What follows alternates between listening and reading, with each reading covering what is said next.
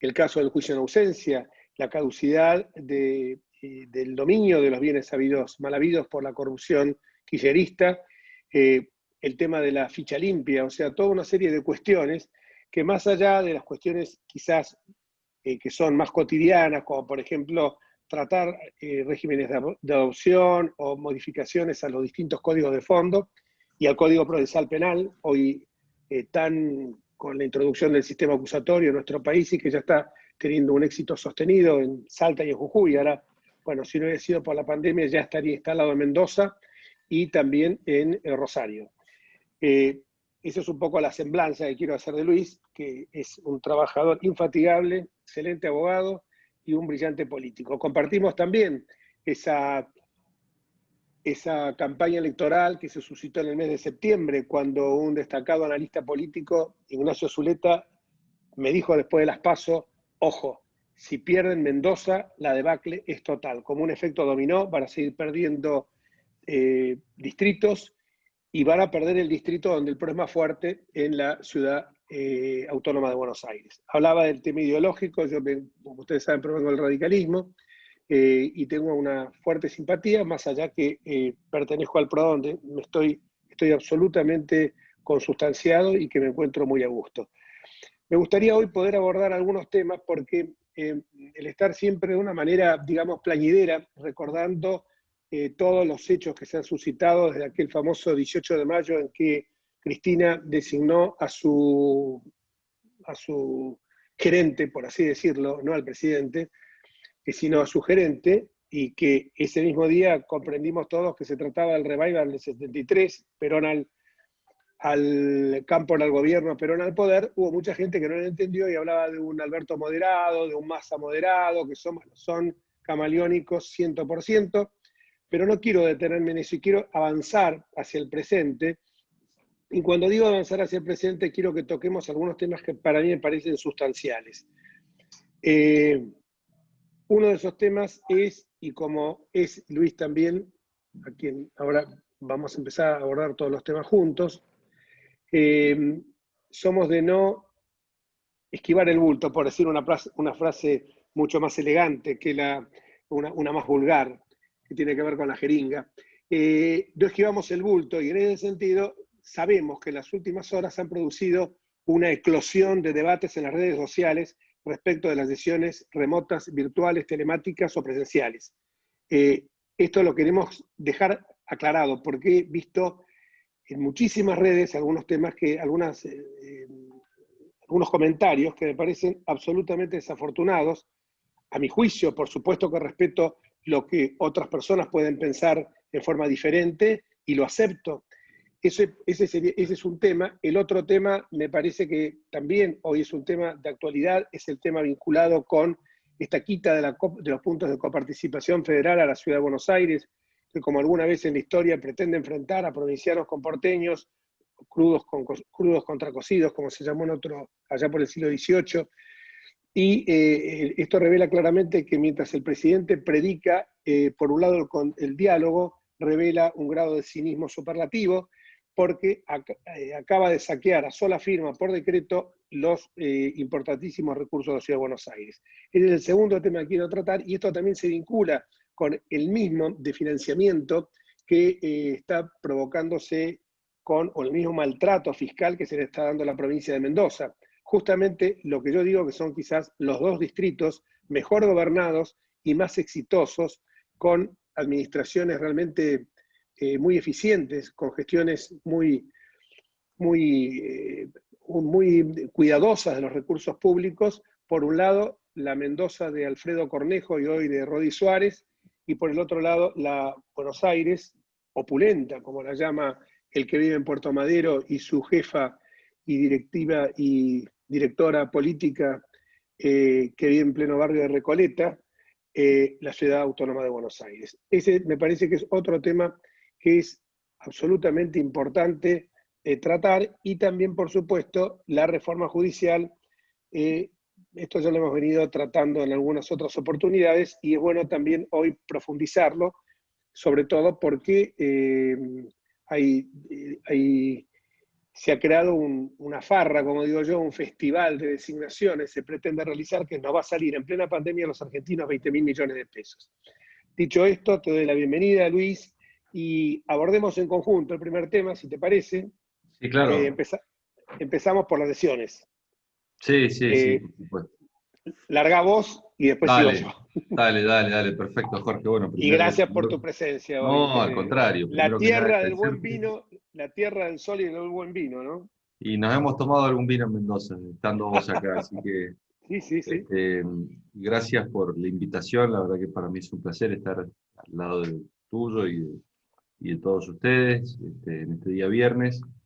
Y la verdad que vos hacías referencia a algo que yo no tenía pensado nombrar, y es todo lo que hicimos desde Cambiemos o desde Juntos por el Cambio a nivel legislativo, pero también cómo esas normas terminaron redundando en una mejoría en las condiciones de seguridad a partir de la excelente gestión de Patricia Bullrich. A mí me tocó ser presidente de la Comisión de Seguridad en los 2 primeros años de gestión, posteriormente fui vicepresidente de la Cámara, y los avances legislativos donde esos debates los estuvimos dando juntos, no solamente extinción de dominio, arrepentido, flagrancia para permitir la condena en no más de 40 días a narcotraficantes, técnicas especiales de investigación, la responsabilidad penal de las personas jurídicas. Me parece que fueron un montón de normas que contribuyeron sustancialmente a mejorar la calidad de vida y la seguridad de los argentinos, y que hoy ese camino lo empezamos a desandar desde diciembre con políticas diametralmente opuestas. 180 grados hizo un giro este gobierno, ni bien ingresó y liberó prácticamente los establecimientos penitenciarios de 4.500 personas, ¿no? Pero quería hacer referencia a esto porque me parece importante, fue un debate que lo dimos juntos, y es un debate que necesariamente lo tenemos que seguir dando porque nosotros apostamos por el fortalecimiento de los derechos de la víctima, y este gobierno apuesta por su antónimo, por fortalecer a los delincuentes, por premiarlos, por justificarlos y por garantizarles impunidad, sabiendo que la garantía de su impunidad está en la garantía de su propia impunidad, ¿no? Pero yendo al punto que vos me planteabas, el tema de las sesiones, yo lo sostuve desde el propio 19 de marzo, allá cuando el gobierno sacaba el decreto 297 y sancionaba el aislamiento social preventivo y obligatorio. Yo decía, quieren bajarle la presión al Congreso. Algunos me trataban de fatalistas dentro de Juntos por el Cambio y me decían, no, es la pandemia, en realidad es necesario que el presidente tome medidas en estos momentos, en esta diatriba que tiene la República Argentina con el ingreso de la pandemia. Recordemos que la pandemia ingresó el día 3 de marzo en la República Argentina, tuvimos el primer caso, y fíjense qué curioso, el 12 de marzo se dicta el decreto 260, y el 19 de marzo se cierra el país con 19 casos. Con 19 casos, el gobierno improvisadamente tomó la decisión de cerrar el país, y hoy con 12.000 casos el gobierno habla de que no existe cuarentena. Son una de las tantas contradicciones. Pero una de las cuestiones que cerró fue el Congreso de la Nación. Y el peligro estaba latente porque el desprecio institucional que ha mostrado el kirchnerismo y que viene mostrando durante su concepción genético, prácticamente ha sido una constante. Y claro está, estuvimos prácticamente más de un mes parados hasta que la propuesta fue sesionar de manera virtual. Las sesiones virtuales pueden servir para temas acordados, para temas que son periféricos, para temas que no son centrales en las discusiones de la agenda pública y de la agenda social de los argentinos. Pero no se puede sesionar de manera virtual cuando se trata, por ejemplo, de la reforma judicial, no se puede sesionar virtualmente cuando se trata del presupuesto, menos de la reforma previsional o eventualmente de las políticas económicas y sociales que deberían haber tenido como epicentro de discusión el Congreso de la Nación y que el gobierno nos las arrebató a partir del dictado de decretos de necesidad y urgencia. Porque esta es una constante que nosotros venimos viendo. Se ha ido replegando el Congreso en sesiones que son prácticamente teatralizaciones para dar cuenta de que hay un funcionamiento institucional, aunque sea rengo, pero lo hay. Pero lo cierto es que las decisiones neurálgicas, las decisiones estratégicas, por ejemplo, de los ATP, que la decisión de dar ATP y de otorgarlos y de las condiciones y de requisitos para que nuestras pymes puedan acceder a los ATP, no la fijó el Congreso de la Nación. La fijó el Poder Ejecutivo, pero además de fijar esos requisitos, hoy determina a quién se los da y a quién no se los da. Y hay 2 millones de trabajadores que reciben esos ATP, pero existen 4 millones de trabajadores que no los reciben. Entonces, la decisión de qué empresa vive y de qué empresa muere a partir de una cuarentena interminable de más de 180 días es del Poder Ejecutivo.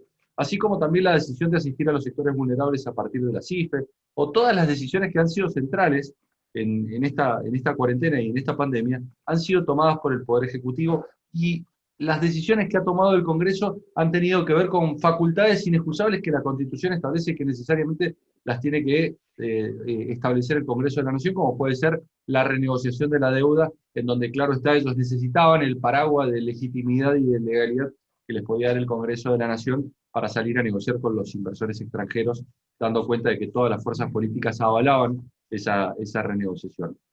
O la creación de tributos e impuestos, y por eso también necesitan del Congreso de la Nación. Pero el resto de las discusiones prácticamente el Congreso está ausente. Y por eso nosotros decimos que es imprescindible que el Congreso recupere su centralidad, que recupere las facultades que le son propias. Pensemos que previo a la pandemia, ya en diciembre, el gobierno declaraba una ley de emergencia donde le arrebataba facultades al Congreso de la Nación, aún sin estar en pandemia ni en cuarentena.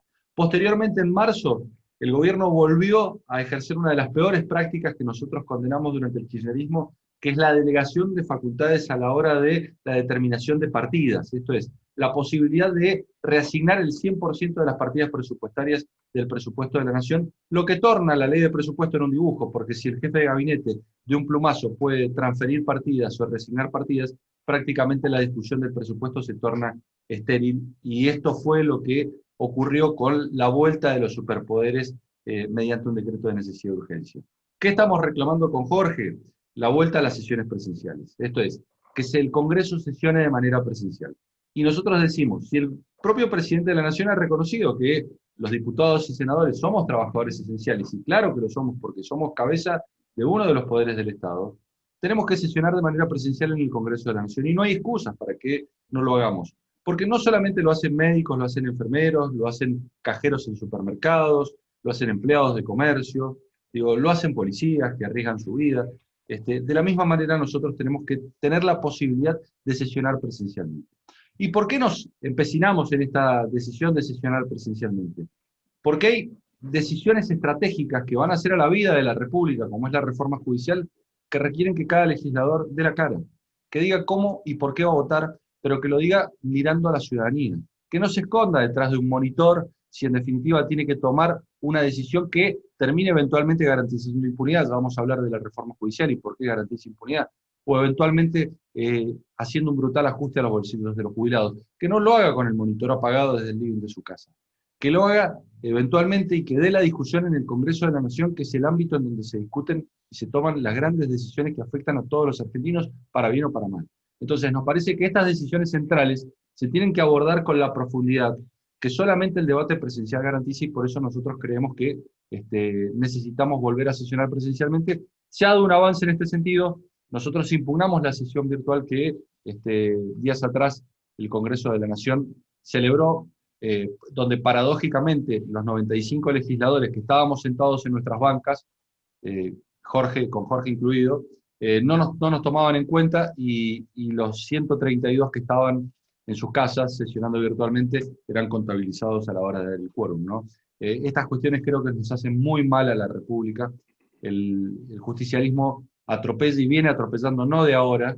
Lo hizo en diciembre del año 2017 cuando volteó una sesión con quórum reglamentario, y lo sigue haciendo. En definitiva, sigue concentrando poder en cabeza del Poder Ejecutivo y denostando al resto de los poderes, al Poder Judicial y al Poder Legislativo, algo que nosotros creemos que es intolerable, ¿no?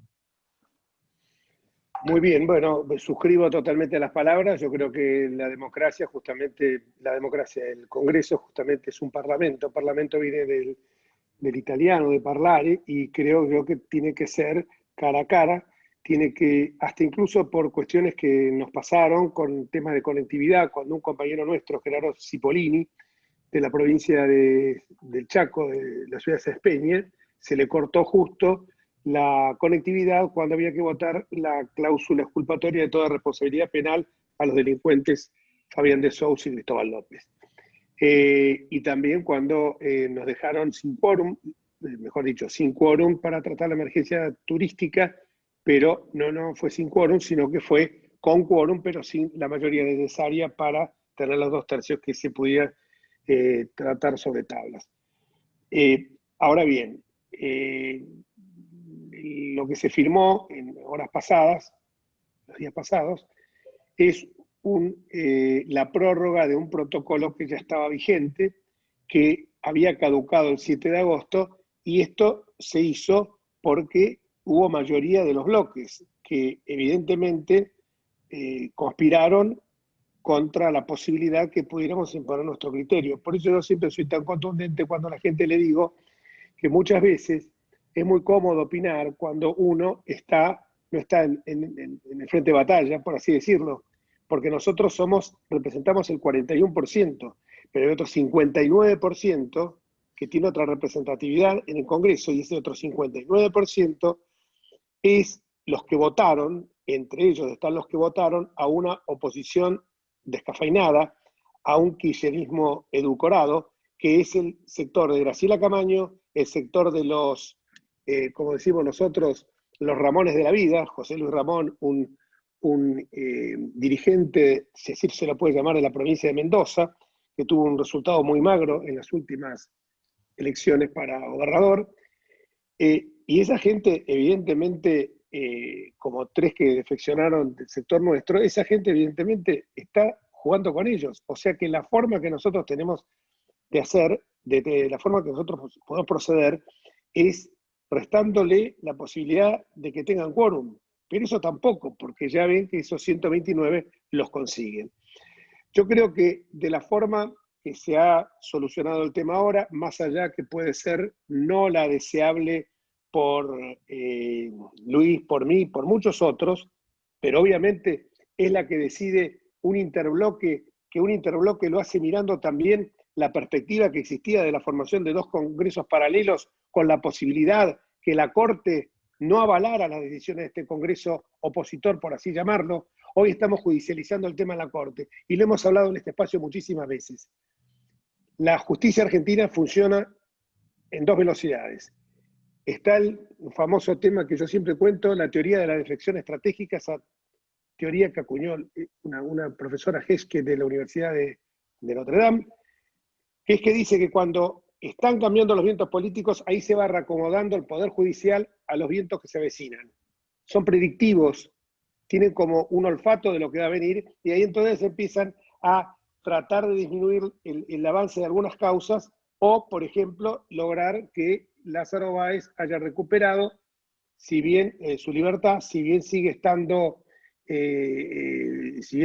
sometido, sigue estando preso, lo está haciendo con una detención domiciliaria, que evidentemente es una prisión dorada. Esas son cuestiones que son repugnantes, ¿no? Por eso uno justifica escraches, pero uno justifica que la gente sienta, porque lo siento yo, que uno se siente violentado, porque los que saquearon el país, un señor con 1.412 propiedades en 8 provincias, saqueó el país, nos jodió, nos empobreció a todos nosotros, discúlpenme la expresión, pero nos empobreció a todos nosotros. Se generó un latrocinio. Entonces yo quiero que también estas cosas se entiendan. Creo que el deseo nuestro es que todas las sesiones sean presenciales. Esto de que no se puede en el Congreso no es cierto. Se pueden buscar el centro, el Coliseo Arenas ahí en Villa Crespo, se puede buscar el CCK, se puede buscar hasta en alguna provincia. Está bien que hoy con el tema de los aviones está la cuestión bastante dificultosa. Se puede en el Teatro Colón, en el Teatro General San Martín, en infinidad de lugares. Pero por eso quiero que entienda que nuestro bloque no es mayoritario en ninguna de las 2 cámaras. Para que lo sea va a ser necesario que el año que viene no se dejen llevar muchos por esos cantos de sirena que aparecen como hongos después de la tormenta y que dicen, no, total, la elección que viene no es presidencial. No, porque cada voto que vaya para otras vertientes, que no fortalezcan lo que es Juntos por el Cambio, ese voto es un voto que va a caer en agua de borrajas. ¿Por qué? Porque va a impedir que a lo mejor entre en la dispersión, entre algún diputado más nuestro en alguno de los 24 distritos.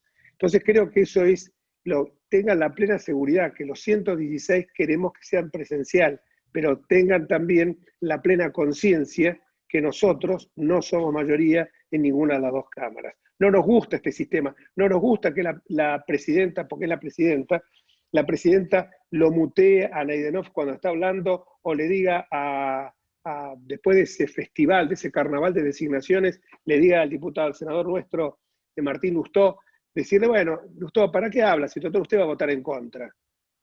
¿Por qué tanto le preocupa que a la 1:30 de la mañana hayan hecho este festival con un país en ruinas? Que eso hay que entenderlo. Pero creo que la única manera es teniendo también la movilización permanente y entendiendo, como decía el filósofo Alain Touraine, que la democracia no se agota con el acto de votar, que la democracia exige una participación, una actividad constante por parte de todos nosotros. Quiero aclarar esto porque hice un video, incluso lo distribuí por redes sociales, ayer con las máximas autoridades, con el equipo jurídico del PRO, con Federico Pinedo y Pablo Tonelli, estuvimos los tres contestando puntualmente cada pregunta. Lo que no me parece que sea a veces adecuado es que alegremente se diga, bueno, decapitemos a todos los presidentes de los bloques, no sirven para nada, pongamos otros presidentes. Yo cuando veía esto en las redes sociales no lo podía creer, porque digo, no son diputados, esto lo definimos nosotros, castíguennos o premienos con el voto, pero no puede decir hay que sacarlos a todos, vamos a hacer, porque me parece que eso es justamente lo que busca nuestro adversario, que hoy se ha transformado ya, no me gusta decirlo en política, pero hoy no es más nuestro adversario, sino que hoy es nuestro enemigo, es lo que está buscando. Lo que está buscando es que nosotros nos fracturemos. Entonces tenemos que estar, y antes muchas veces de opinar, me parece muy sensato preguntar. Yo por eso me someto siempre al escrutinio de la gente en todo lugar, aun cuando tenga que defender mis ideas y mis convicciones con vehemencia, porque entiendo que la gente tiene derecho a preguntar. Lo que no tiene derecho es a prejuzgar sin tener un conocimiento debido, porque lo peor que nos puede a nosotros es generar esas descalificaciones ad hominem, esos prejuicios que tanto mal nos han hecho. Así que, bueno, quería dejar aclarado este punto porque entiendo, después habrá un espacio de preguntas, estamos dispuestos a responderlas con Luis, todas y cada una de ellas. Oye, está bueno lo que estás diciendo, Jorge, porque vos sabés que, a ver, a todos nos inquieren en las redes sociales y nos preguntan qué pasó con esta prórroga del reglamento y qué supone en términos de sesiones presenciales o virtuales. Y lo cierto es que Juntos por el Cambio no tiene la mayoría. Quizás inicialmente el error fue del propio Juntos por el Cambio de sobreactuar la elección que habíamos realizado, que fue muy buena, la elección pasada, en relación a las PASO de agosto, pero lo cierto es que esa elección no nos dejó con mayoría ni en la Cámara de Diputados ni en la Cámara de Senadores. En diputados somos al menos 116, sobre un total de 257 miembros, y claro está, el oficialismo tiene más legisladores, y además hay muchos opositores que no honran el lugar que la ciudadanía los eligió, y esto es importante, que quizás fueron elegidos como opositores, vos lo hablabas recién, mencionabas algunos casos paradigmáticos, pero hoy por hoy prácticamente terminan defendiendo con más devoción y con más lealtad las políticas del oficialismo que los propios oficialistas. Y esto me parece que nos hace, necesariamente nos tiene que hacer reflexionar respecto de lo que tenemos que hacer en la próxima elección. Y también la fiscalización que tienen que tener los ciudadanos que están buscando oposición, dónde posan sus ojos, dónde miran a los efectos de construirla, porque está claro que las alternativas minoritarias que ingresaron al Congreso de la Nación, vestidas de oposición, hoy transvistieron en oficialistas. Entonces me parece que es importante que haya un escrutinio muy fuerte por parte de la ciudadanía respecto del rol que cada uno termina cumpliendo en el Congreso de la Nación y si termina representando a los oficialistas o a los opositores.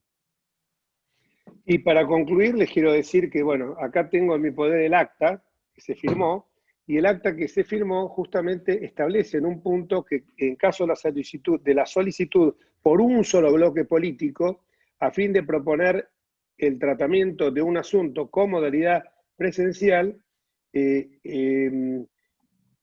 la Cámara deberá arbitrar los medios para su realización, facultándose obviamente a aquellas personas que son grupos de riesgo a no concurrir. Lo que pasa es que cada uno es responsable, pero yo no le puedo exigir a diputados que además, por otro lado, hay diputados nuestros que usted no es agradable hisoparse. Yo me hisopé ya 3 veces por contactos que pude haber tenido en la Cámara. Yo lo hago con gusto, porque además yo creo que sí. es una cajera del supermercado, si no va a trabajar, no cobra. Yo que estoy recibiendo un cheque del Estado, aunque después el cheque del Estado se me vaya al sector privado porque tengo que pagar todas las cuentas que los ATP de los empleados del estudio no me pagan. Entonces, lo que yo digo es esto: si ellos son trabajadores esenciales, nosotros somos trabajadores esenciales para la República, y si yo estoy cobrando ese cheque, es mi obligación ir a trabajar todos los días. No puedo exigirle eso de pronto a uno que tiene, como pasa algún caso que hemos escuchado por ahí, que tiene comorbilidades atroces, que no puede trasladarse, y no solo por una razón etaria, sino por una razón de riesgo. Y este documento, los que participaron, son nuestras máximas autoridades: Alfredo Cornejo, Cristian Ritondo, Maximiliano Ferraro, Mario Negri, Felipe Álvarez, Silvia Lopenato, Juan Manuel López, Miguel Base. O sea que esto es una cosa, que esto es un instrumento que se llegó a esto después de reconocer que no somos mayoría, que eso es lo que quiero que entiendan. Y apelo también a la fiscalización, como estaba diciendo muy bien Luis, porque la fiscalización fue bastante mala, sobre todo en aquellos distritos más conflictivos. Bueno, está abierto después, hagan ustedes las preguntas que quieran, lo hacen a cualquiera de los dos, estamos dispuestos a responder. El segundo tema que me parecería, si estás de acuerdo, Luis, tratar, sí, es el tema de... ¿Con qué seguimos? Porque tenemos un lindo menú. Reforma judicial, que está bueno ese, porque la verdad reforma judicial está bueno, a vos te gusta. Acá sí, hay algunos que lo escucharon 20 veces, pero no importa, siempre es bueno escuchar una bueno, voz. Entonces lo vamos a hacer lo más sintético. No, hablemoslo porque hay que refrendarlo, porque este es justamente uno de los 3 temas que vamos a exigir que sea presencial: reforma judicial, cálculo de la movilidad jubilatoria y presupuesto.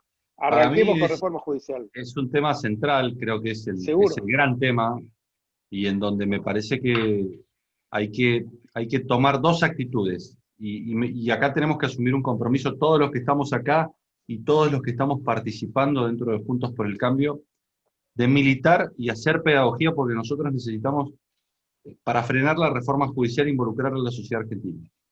Digo, nosotros no vamos a frenar a la reforma judicial desde el Congreso de la Nación. Ya lo demostró el Senado días atrás, y probablemente si no hay una fuerte movilización ciudadana, el oficialismo termine consiguiendo estos votos que hoy no tiene.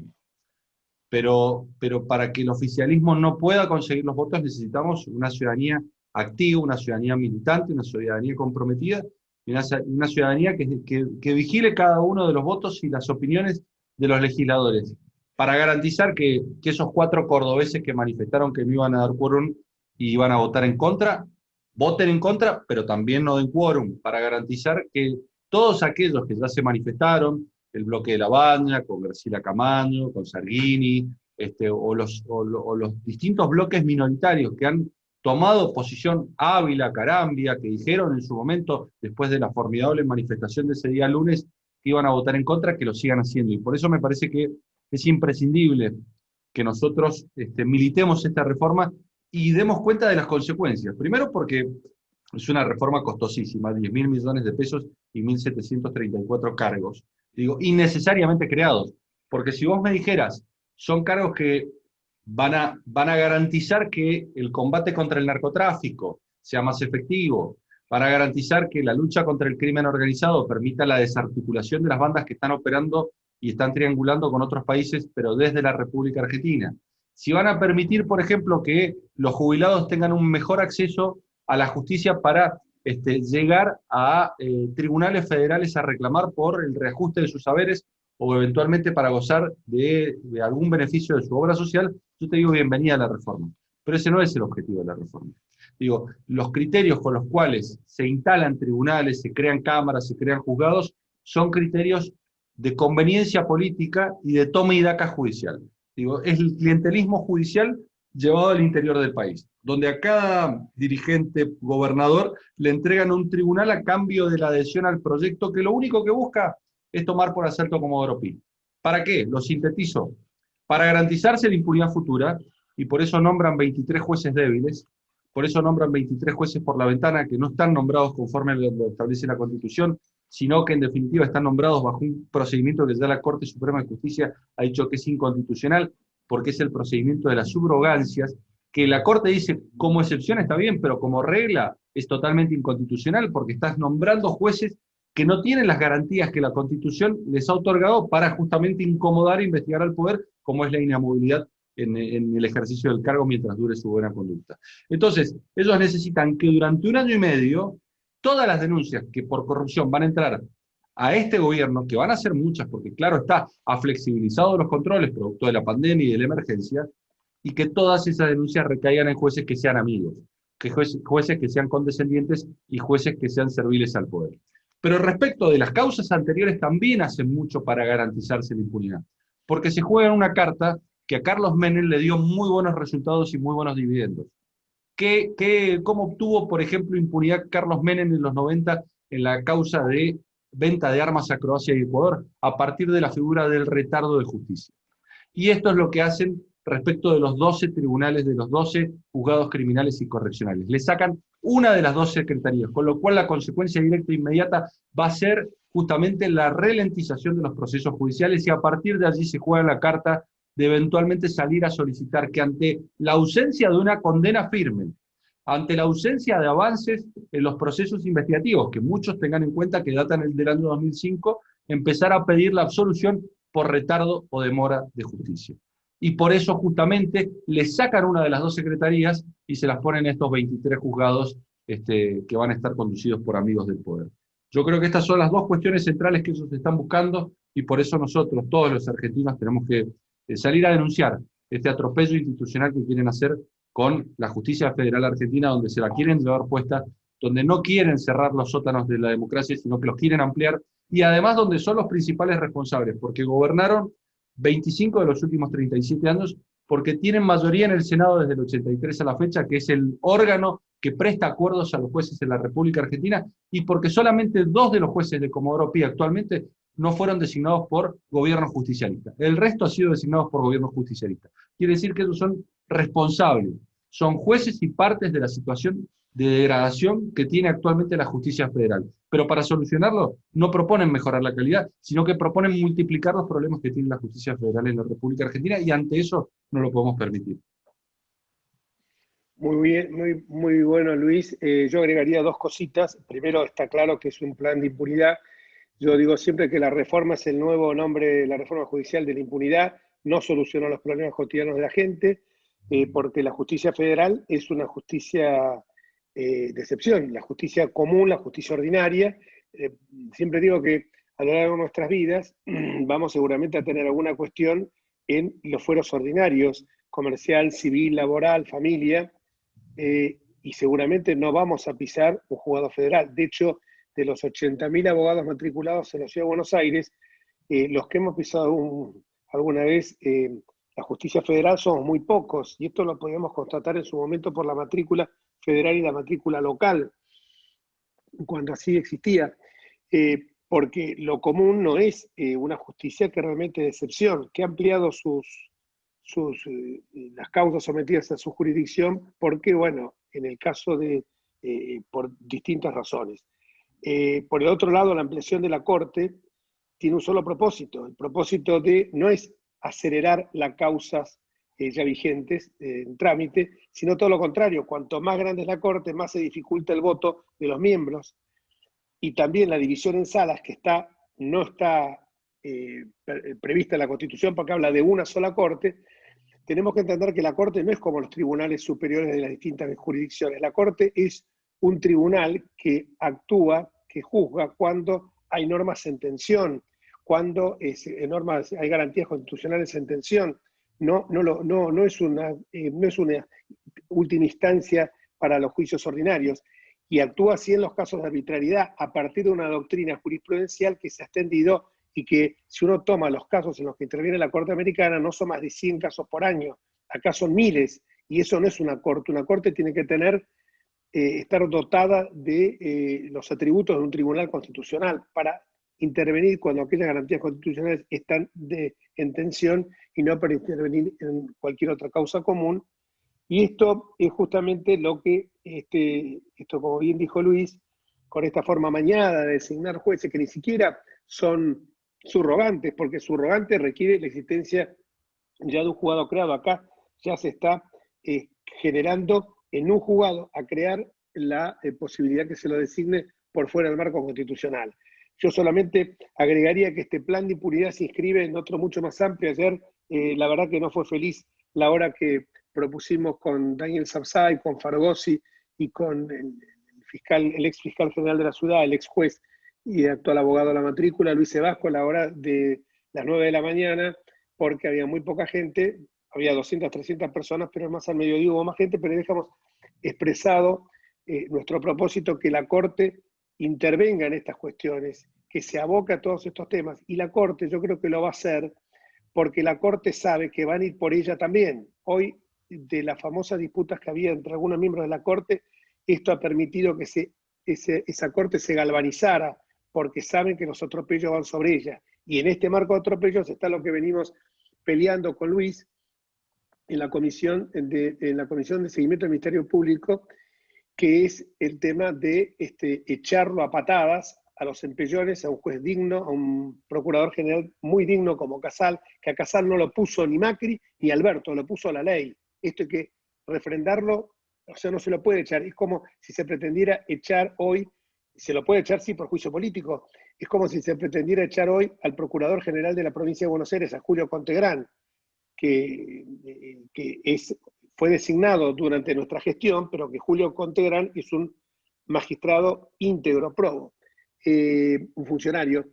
Y esto también se compadece con los traslados de Castelli, Vidal y Bertuzzi, Brigli y Bertuzzi. Brigli y Bertuzzi son dos camaristas que el único pecado que cometieron fue fallar en contra de la señora Cristina Elizabeth Fernández, y eso, bueno, lo convirtió ya en un pecado capital.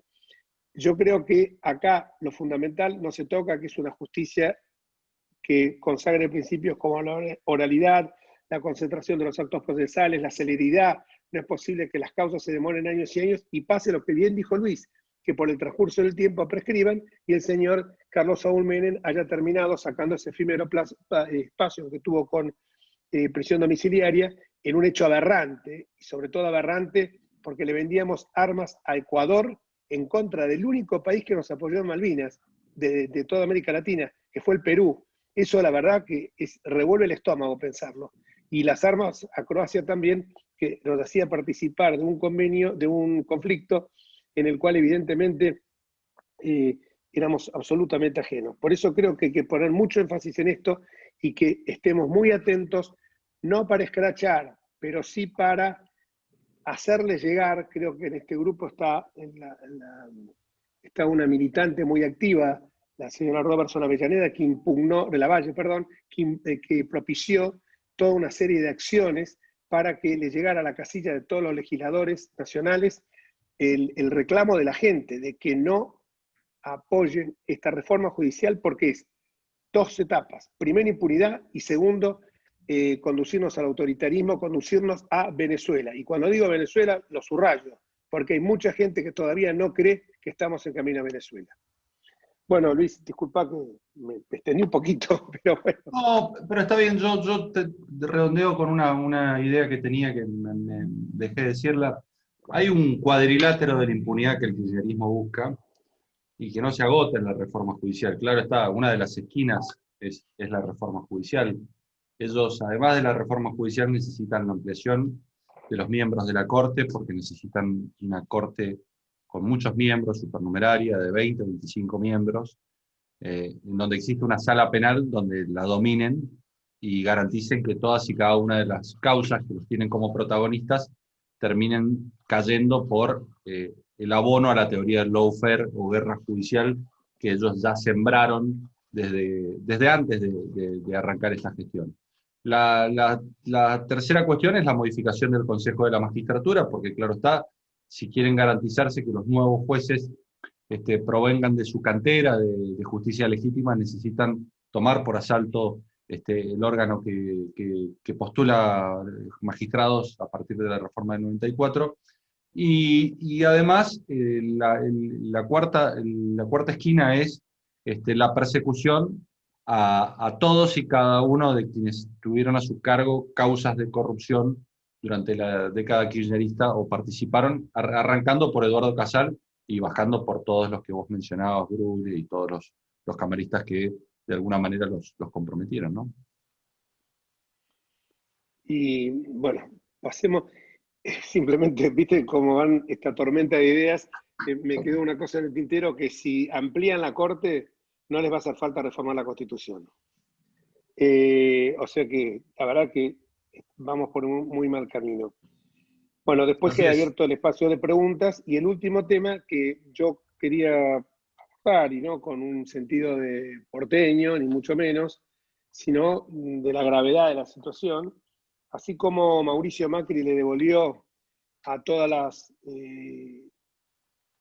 la nación un criterio de federalismo fiscal, hoy aparece como una suerte de ensañamiento con las provincias que no son administradas, o jurisdicciones, que no son administradas por el kirchnerismo. Esto es claro que arrancó cuando Cristina Fernández decía que hasta los helechos tenían agua, lo repetía como un lorito uno de sus lacayos de birros, su propio hijo, que muy módico en su vocabulario y muy homeopático en su discurso, que lo repetía como un loro, que los helechos tenían agua, que había una opulencia, el señor, el señor que vive en Puerto Madero, que también habla de lo mismo, y es con el propósito de destruir la ciudad que mejor ha estado administrada, yo creo que del advenimiento de la democracia, y sobre todo, por supuesto, durante las gestiones de Mauricio Macri y de Horacio Rodríguez Larreta. Y yo hablaba del cinismo, porque mientras se preconiza el diálogo y el consenso en una situación tan grave como es esta cuareterna, como yo la llamo, que es un confinamiento medieval, porque como en el medioevo, para combatir las pestes se encerraba a todo el mundo en las casas, eh, él actuó no ya como el presidente de una república democrática y federal, sino como un califa, mejor dicho, en realidad como el vocero de la califa, que regresó para completar su obra trunca, que justamente era la completa transformación de la Argentina en la provincia de Santa Cruz, y en la que estos molestos artefactos, como son la división de poderes, como es el federalismo, estorban.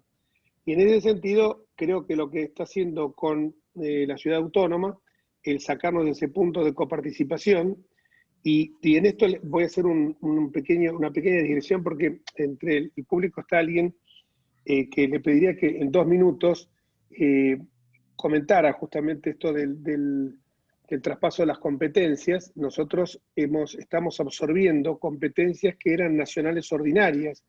El 50% de las causas civiles en la Ciudad de Buenos Aires pasó al contencioso administrativo y tributario de la Ciudad Autónoma, y casi el 40% de las penales pasaron a la justicia de la ciudad, el penal contra menciones y de faltas. Y lo que se logró en aquel momento, y si estás ahí, Ana María, te doy 2 minutos para que lo expliques, si me permiten. No está Ana María, bueno, no está Ana María. Me dicen que no está, así que pasamos por alto. Hubo un convenio que se hizo en su momento, que participamos justamente con la doctora Martínez en reclamar a la Nación ex ante la plata que nos debían, que eran 2.500 millones de pesos, que se logró porque era simplemente cumplir con la Constitución cuando dice que las competencias deben ser, la transferencia de competencias, servicios o funciones deben ser con las partidas presupuestarias correspondientes. Y en este sentido me parece que una ciudad que no es, como yo dije al principio, no es patrimonio solamente de los porteños, porque es la capital de la República Argentina y es donde vivimos 3 millones, pero donde transitan todos los días 7 millones, que en muchos casos vienen a estudiar de otras provincias a Buenos Aires por la excelencia de sus universidades, que sacando otras jurisdicciones como la Universidad de Cuyo, o la de Mendoza, o la de Córdoba, o Santa Fe, o Tucumán, no tienen a lo mejor la excelencia académica que tienen esos centros que yo mencionaba, esos centros educativos de esas provincias y de la ciudad autónoma. Y por otro lado, que también no dejemos de tomar en consideración que más de la mitad de la matrícula de la ciudad autónoma proviene del conurbano bonaerense, y casi el 60% de las prestaciones hospitalarias son del conurbano bonaerense, sin contar los charters que vienen de Paraguay para operarse en el Santa Lucía y en el La Gleize de Cataratas.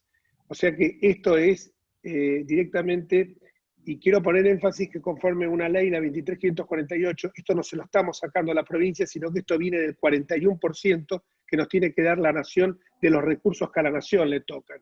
O sea que esto directamente es avasallar, como están haciendo también, y lo va a explicar muy bien, por cierto, porque lo domina el tema, como todos, pero este especial porque le afecta a su terruño, Luis. Así que... Sí, claro. Bueno, pensaba en lo que vos decías del medioevo, ¿no? Y me acordaba del libro de Fernando. Le vamos a hacer un chivo a Fernando con el medioevo. Sí, sí, se lo hacemos siempre. Estuvimos en un Zoom el domingo con Fernando y sé que vos has estado también, donde presentó el libro. La verdad que ni en el medioevo tardaban tanto las cuarentenas, tardaban 40 días, tenían más suerte en ese momento. Y eso demuestra, antes de entrar en el tema de la coparticipación y del manejo discrecional de los recursos, quiero hacer referencia a esto, porque necesariamente tenemos que, a más de 180 días del aislamiento social preventivo y obligatorio, merecen algunas reflexiones cómo ha manejado el gobierno espantosamente la cuarentena, pese a tener un mes de ventaja respecto de lo que ocurría en España, en Francia y en Italia, y 2 meses o 3, más 3 meses, teniendo en cuenta que el primer caso en China sea el 27 de diciembre. La verdad que todos saben y todos recuerdan, y me imagino que ustedes lo deben tener presente, nuestro ministro de Salud, Ginés González García, decía el 26 de enero que no existía ninguna posibilidad de que el coronavirus llegara a la República Argentina, teniendo en cuenta la estacionalidad y teniendo en cuenta que tenía que pasar por 2 o 3 aeropuertos. El primer caso de coronavirus en el país era el día 3 de marzo. El día 12 de marzo surge el primer decreto que establece restricciones y establece algunas limitaciones y restricciones para el ingreso de extranjeros al país, y particularmente de algunos países, de Japón, de China, de Estados Unidos y de Europa. El día 19 de marzo se anuncia el aislamiento social preventivo y obligatorio, y recién, fíjense ustedes, hasta allí se permitía el ingreso indiscriminado de argentinos, con solo la presentación de una declaración jurada. Esto es, presentando una declaración jurada y sin siquiera medirles la temperatura, podían ingresar vía Ezeiza y se iban a sus domicilios y eventualmente hacían lo que querían. ¿Cuánto hubiese cambiado? Y el aislamiento social preventivo y obligatorio, fíjense que yo se lo decía recién, se declara con 19 personas infectadas. ¿Cuánto hubiese cambiado la República Argentina, no solamente en materia sanitaria, sino fundamentalmente también económica, si en definitiva, en lugar de aislar a 44 millones de argentinos desde el día 19 de marzo, el gobierno nacional hubiese tomado recaudos desde el día 15 de febrero,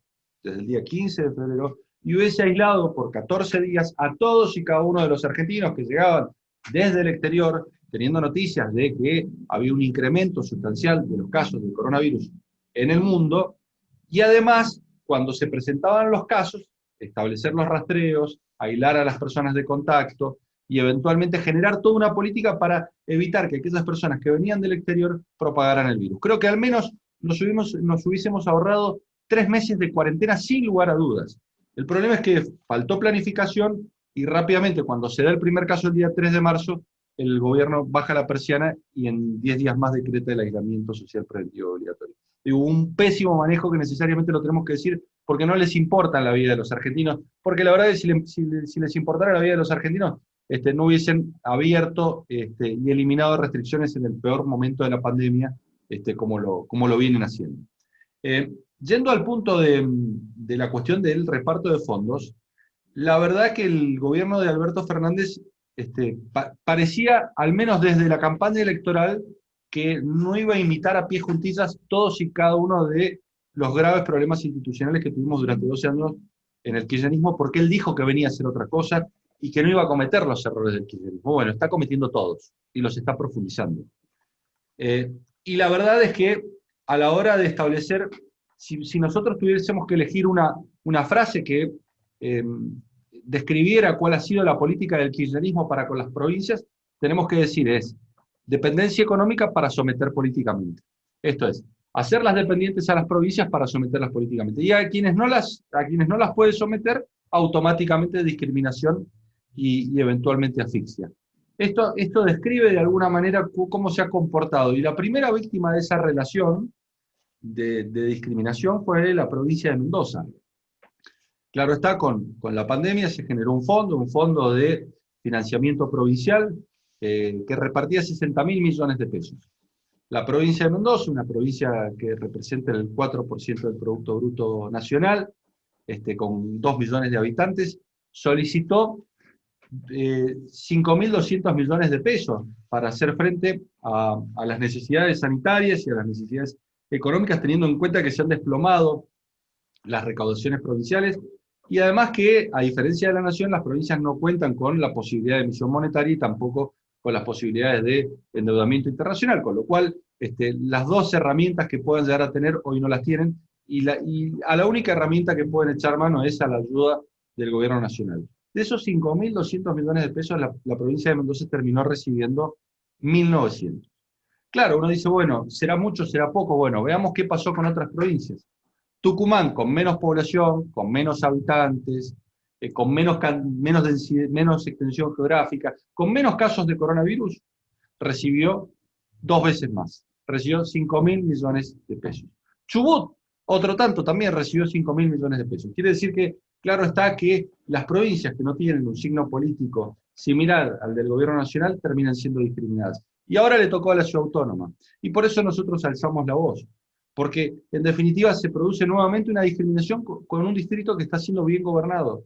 Y en donde, en definitiva, el presidente termina resolviéndole los graves problemas del político más caro que tiene la República Argentina, que es Axel Kicillof, y el que nos sale más caro, porque ya nos costó el juicio del CIA de Aerolíneas, nos costó YPF, nos costó el Acuerdo de París, y ahora nos termina costando 35.000 millones de pesos, producto de que no ha podido y no ha sabido resolver una crisis en donde no solamente se rompió la cadena de mando policial, sino que se rompió la cadena de mando política, porque no solucionó el problema Axel Kicillof, que era lo que hubiese correspondido.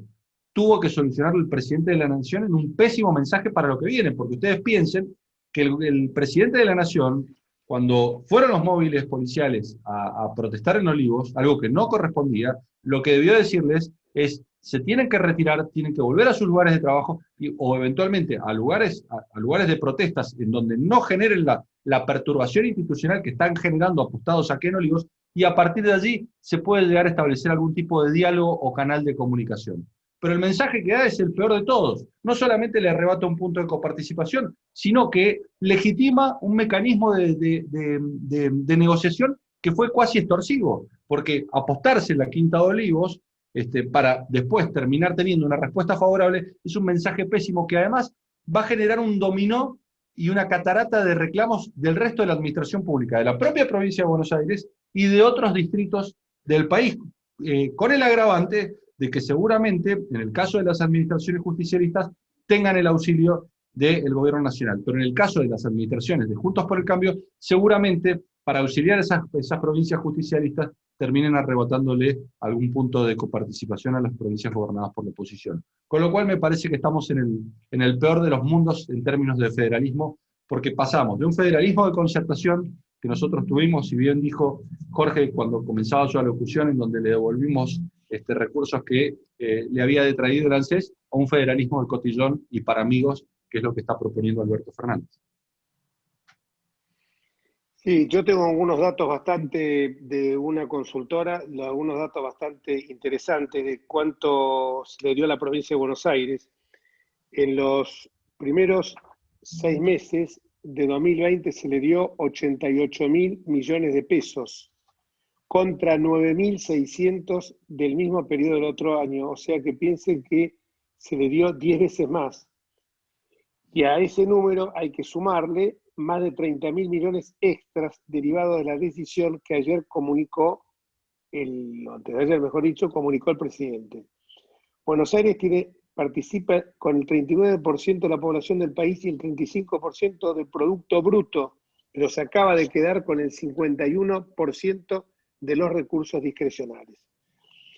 El tema nuestro es que, y con esto no quiero generar, el tema nuestro es lo que pasa en esa franja del país productiva tan rica, Mendoza, Córdoba, Santa Fe,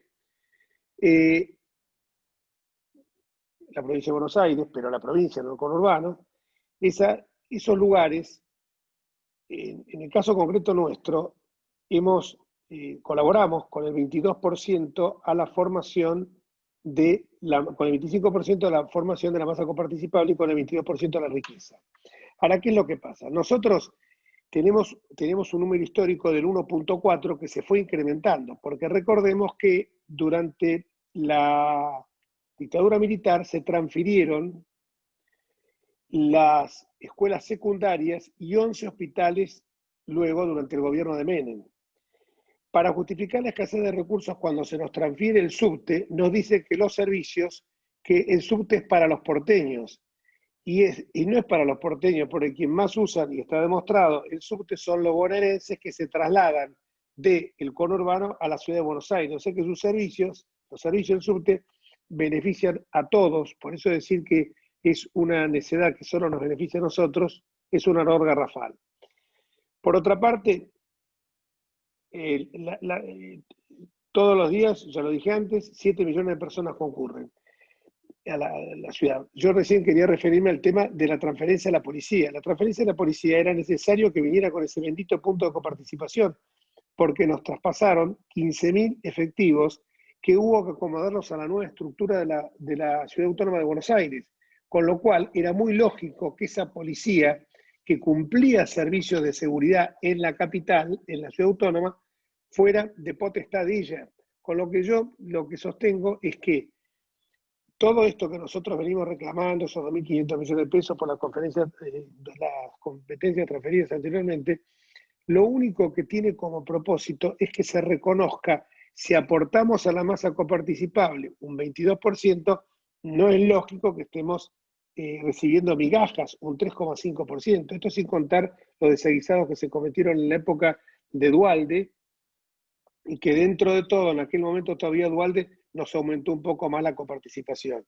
Esto es lisa y llanamente un castigo a los porteños por estar bien administrados, como un castigo a los mendocinos porque también ellos han tenido administraciones eficientes. Y no sé, me gustaría si querés agregar algo más, y si no, pasaríamos a las preguntas, que son muchas veces la salsa, ¿no? Luis, estás muteado. Luisito, estás muteado. Luis. Ahí estoy.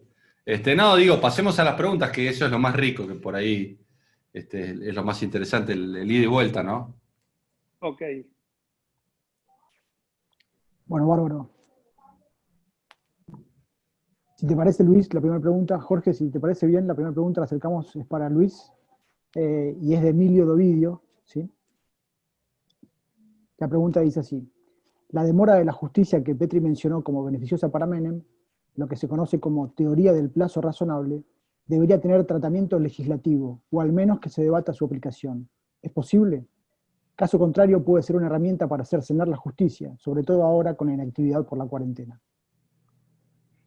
Sí, es posible. De hecho, la Corte Interamericana ha establecido en fallos el plazo razonable para la prisión preventiva, y eso hizo que se modificaran todos los códigos procesales penales, estableciendo el plazo máximo de 3 años, en un caso señero en Uruguay. Y también se puede establecer el plazo razonable de los procesos. El gran problema argentino es la cantidad de vías recursivas para llegar a la sentencia firme. En el caso de Menem, en el caso de armas, de la venta de armas, había condena. No es que no había condena en ninguna instancia, había una condena, pero nunca se llegó a condena firme. Y lo cierto es que son tantos los recursos que existen para llegar a esa condena firme, que pasen autoridad de cosa juzgada y eventualmente que haga que la condena sea de cumplimiento efectivo, porque hasta ese momento, cuando la persona se la condena, pero esa condena es provisional, si va a la cárcel no va en cumplimiento de la pena, va por dictado de prisión preventiva. Esto es importante decirlo, porque parece una locura entenderlo, pero lo cierto es que no va en cumplimiento de la pena, sino que en definitiva, como existen peligros procesales, al no estar firme la sentencia en ese momento, se le dicta una prisión preventiva por el riesgo de fuga, no el peligro de entorpecimiento, pero sí el riesgo de fuga, teniendo en cuenta de que existe altísimas posibilidades de que termine siendo condenado. Pero lo cierto es que lo que tenemos que modificar fundamentalmente son las vías recursivas que tienen los procesos penales, particularmente en causas de corrupción, que tienen un promedio de, escuchen bien, 14 años. 14 años duran en promedio las causas de corrupción, y que hacen en definitiva que, y con esta justicia pendular y ambivalente que hablaba Jorge recién, acomodaticia y anticíclica, porque no investiga el poder, sino cuando el poder se está yendo, que ocurren estas cuestiones, ¿no? Pero sí, efectivamente, hay que modificar los códigos. El problema es que cualquier plazo que vos pongas, los jueces terminan diciendo, bueno, pero este no es un plazo perentorio, este plazo es un plazo ordenatorio, con lo cual terminan haciendo de los códigos un chicle, ¿no?, elástico, que lo terminan estirando independientemente de los plazos que desde el Congreso de la Nación podamos disponerle. Gracias, Luis. Jorge, te acerco esta pregunta ahora para vos. En realidad es un tema que tanto vos como Luis ya lo comentaron, pero muchas de las preguntas recibidas tornan en base a lo mismo, ¿no? Entonces, me parece que sería bueno si lo podés volver a aclarar. La pregunta es de Florencia Chiesa, y dice así: respecto a este tema del Congreso, ¿cómo se va a manejar cuando van a ser presenciales y cuándo no? Porque eso no quedó por escrito, me parece. ¿Cómo nos vamos a asegurar de esto? ¿O ustedes van a ir siempre presencial? Nosotros casi todos hemos sido los que, por lo menos estamos en Capital y Gran Buenos Aires, en forma presencial. Muchos diputados del interior tienen el drama que cuando llegan a sus provincias, primero tienen que venir con el certificado del hisopado, que se hisoparon y que le dio no detectable, negativo o no detectable, porque en realidad es no detectable negativo. Y en muchos casos tienen que estar 10 o 15 días en cuarentena en sus casas, o sea que es complicado el tema.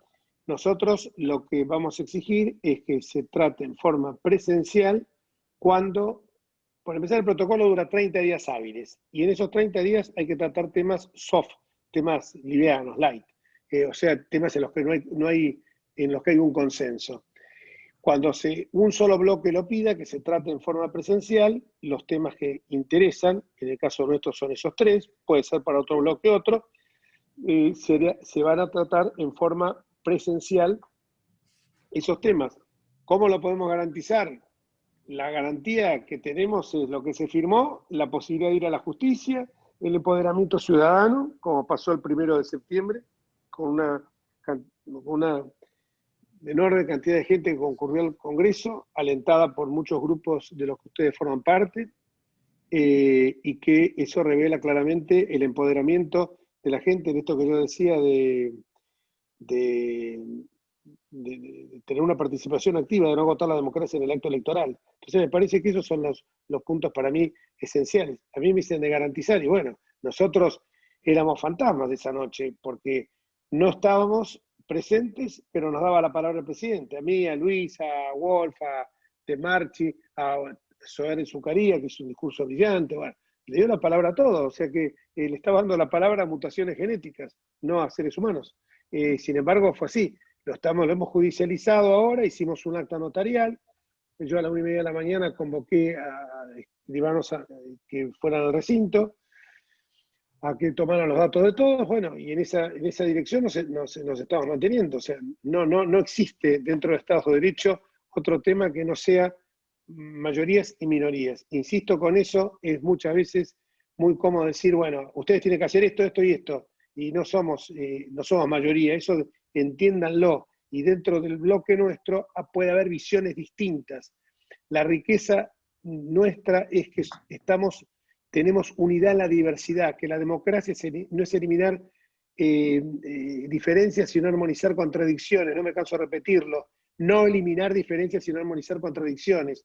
Obviamente, teniendo el basamento fundamental de principios y convicciones republicanas sustentadas en el Estado de Derecho, pero justamente es lo que diferencia la unidad de la uniformidad de pensamiento, de la homogeneización, o que lo llamaba muy bien Kovadlov, la homogeneización del pensamiento, la hegemonía del pensamiento único, que eso es lo que preconiza en su libro el catecismo que viene a ser el catecismo del del kirchnerismo, la doctrina populista de Ernesto Laclau y Chantal Mouffe, que justamente lo que dicen es eso, que hay que uniformar y no buscar la unidad. De eso justamente se trata. Por eso siempre digo, estemos atentos, nada más.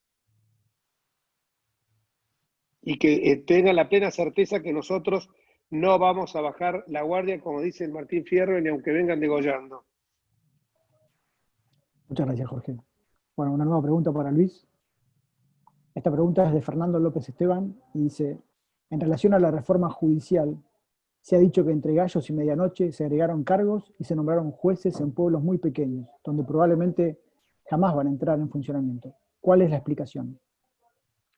Bueno, la explicación es la componenda política y el toma y daca que yo mencionaba, porque sí, claro que se agregaron más de 1000 cargos respecto del proyecto inicial. El proyecto inicial contenía 23 cargos de jueces en lo criminal y correccional, un par de cámaras en Comodoro Pi, fiscalías y defensorías, y después la creación de 94 juzgados en el interior del país, con 85 fiscalías y algunas defensorías. Y eso se terminó amplificando desde el proyecto inicial al dictamen en un 85%, prácticamente se duplicó.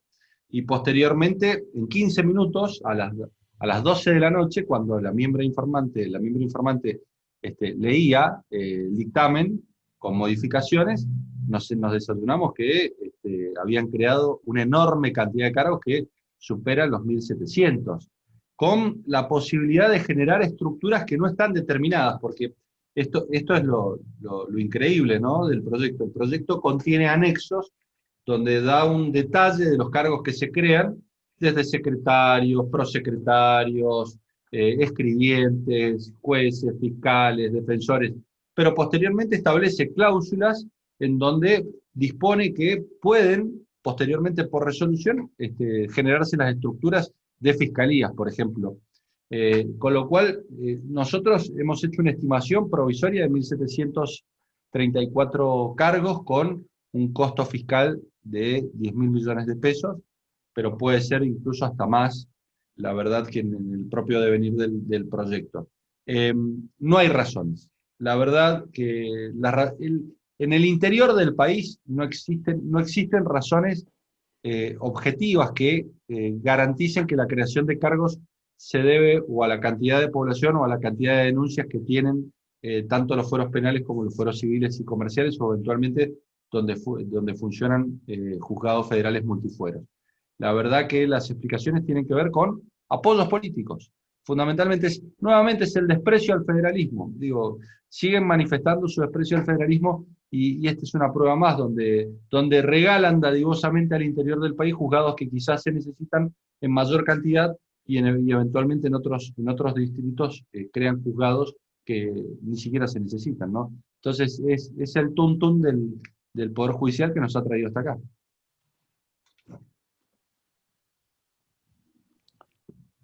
Muchas gracias, Luis. Te acerco una nueva pregunta para Luis, ¿sí? De Ciro Quiroga, ¿sí? La pregunta es, ¿cómo van a hacer para evitar en el 2021 que no fragüen los resultados de las elecciones, ya que el correo está cooptado por la cámpora? Bueno, mucha fiscalización. Yo creo que, a ver, la única regla que no se ha roto en la República Argentina es la regla electoral. La verdad, yo lo decía en una charla días atrás, la Argentina es imprescindible. En estos momentos, claro está, ya casi te diría que es una deuda pendiente a futuro, pero si vos me preguntás cuál debería ser la relación que debería existir entre oficialismo y oposición, yo te diría, necesitamos apostar al diálogo para reconstruir la confianza y para restablecer las reglas mínimas de convivencia que proporcionen seguridad jurídica y eventualmente esa seguridad jurídica te genere el clima de inversión y desarrollo y de crecimiento que necesita el país. Este sería el manual que vos necesitas cumplir a pie juntillas. Está claro que hoy tenés una descomposición de todo ese proceso. Hoy no hay diálogo, no hay confianza y hay una vulneración y avasallamiento de todas y cada una de las reglas, y eso te genera una formidable inestabilidad que, claro está, lo que te garantiza es que no venga una sola inversión y que el proceso de desarrollo sea decreciente. La única regla que hoy por hoy tenemos en pie es la regla electoral, que incluso quedó en pie en el 2017. Digo, nosotros sabemos que esa regla, al menos en la República Argentina, no se ha violentado. El kirchnerismo aceptó en el momento en que le tocó perder las elecciones, recordemos que perdió 2 elecciones, 2015 y 2017, y aceptó esa derrota. También le tocó perder elecciones siendo gobierno en el año 2009. Digo, esa regla electoral no se ha roto, entre otras cosas, no digo porque ellos sean puros y castos y buenos, sino porque también ha habido una oposición que ha controlado y ha fiscalizado. Y cuando hablo de la oposición, hablo de una ciudadanía que activamente se ha volcado a la fiscalización. Claro está que, como decía Mariano Moreno, ni ebrios ni dormidos. Nosotros no podemos fiscalizar de la misma manera que fiscalizamos en agosto del año pasado. Me parece que tenemos que fiscalizar más cercano a lo que hicimos en las elecciones generales. Claro está que el principal distrito del país, que concentra mayores expectativas y que en definitiva termina desnivelando una elección, como es la provincia de Buenos Aires, tiene que ser sobrefiscalizado, con fiscales muy entrenados, no pueden abandonar las escuelas, tienen que tener una fuerte formación, pero además un compromiso. ¿Por qué? Porque si vos habilitás listados de fiscales en la web, bueno, es fantástico digo, para congregar y para multiplicar la cantidad de fiscales que vos necesitas es valiosísimo. Pero esos fiscales, vos no sabés si en definitiva provienen de la hueste de la Cámpora.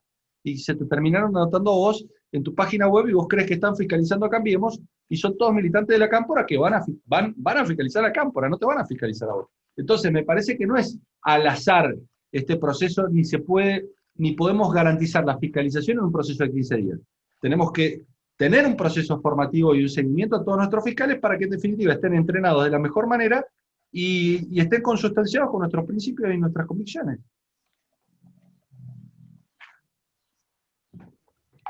Muchas gracias, Luis.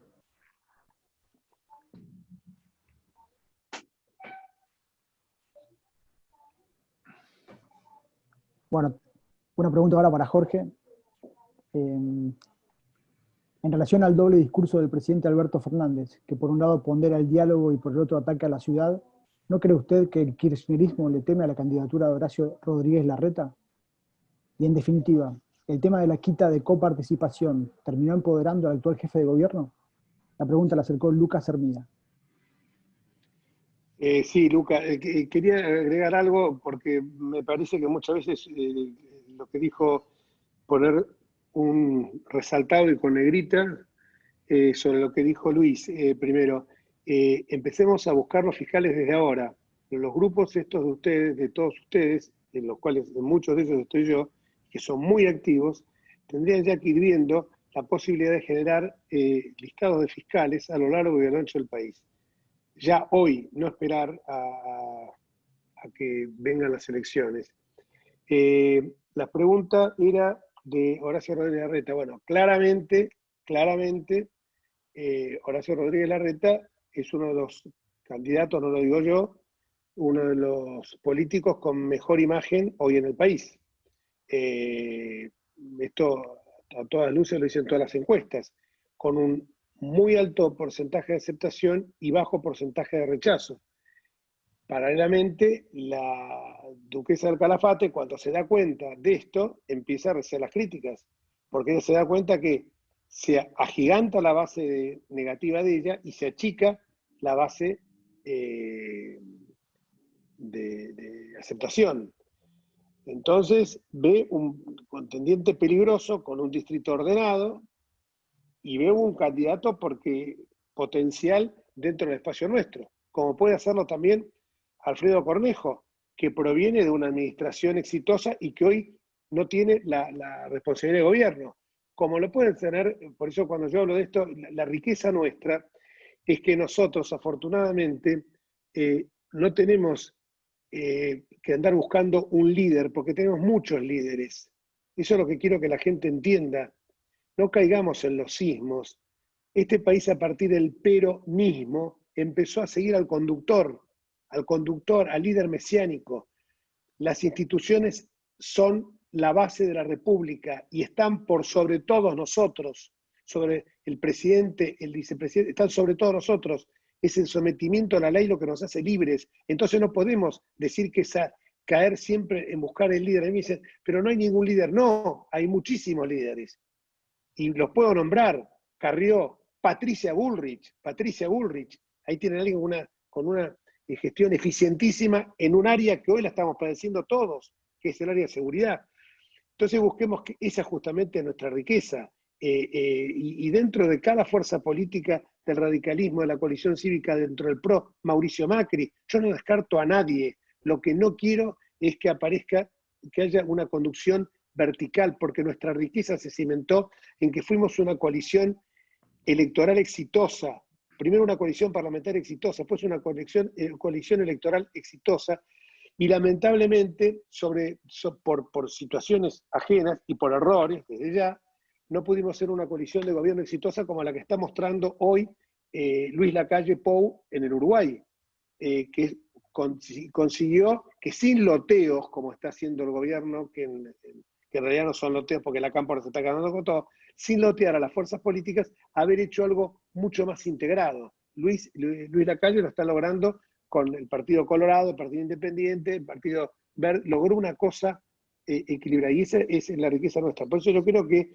lo han posicionado, a mi juicio, equivocadamente a Larreta, por parte de Larreta en estos momentos, a mi juicio equivocadamente para ellos lo están posicionando con esto. Lo han victimizado y hoy la gente que está apreciando la gestión de Horacio y ve que tiene un ministro de salud que es un lujo, que vos hablás con él tete a tete y no es como el gordo desaforado de Ginés que decía que no llegaba, como me dijo a mí en un restaurante, pibe, esto no va a llegar nunca acá en el mes de febrero, cuando llegue va a llegar livianito. Cuando Diego Guelar, nuestro embajador en China, les había ya dicho, señores, en el mes de diciembre les anticipó, hay un virus, o en enero, hay un virus en Wuhan tremendo, que va a ser una expansión por todo el continente, no le dieron bolilla.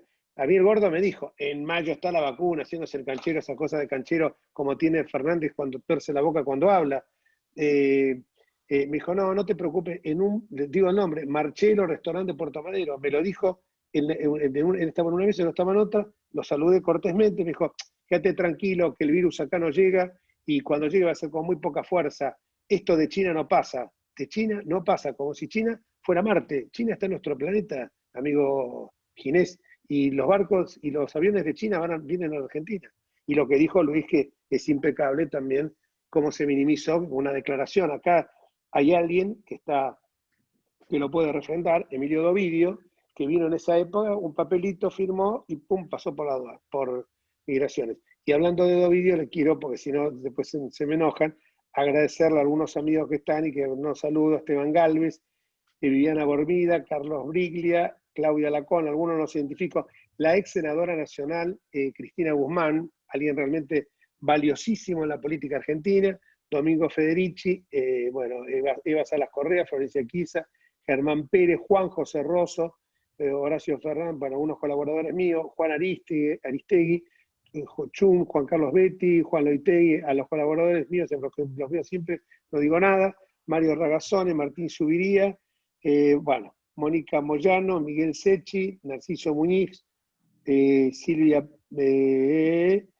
Vivia, y quiero detenerme, Zulema Docés, la mujer de un brillante militar fallecido, y quiero detenerme también en Vivian Perrone, una de las madres del dolor, que de la tragedia de la pérdida de su hija sacó la fuerza brutal como para ser una de las que más luchó por la ley de protección de las víctimas, la ley que visibiliza a las víctimas como una parte del juicio esencial, que eso me parece que fue un logro muy importante de nuestro gobierno y que hoy, cuando se largaron este carnaval de excarcelaciones de más de 4.000, no se tomó en cuenta la voz de las víctimas.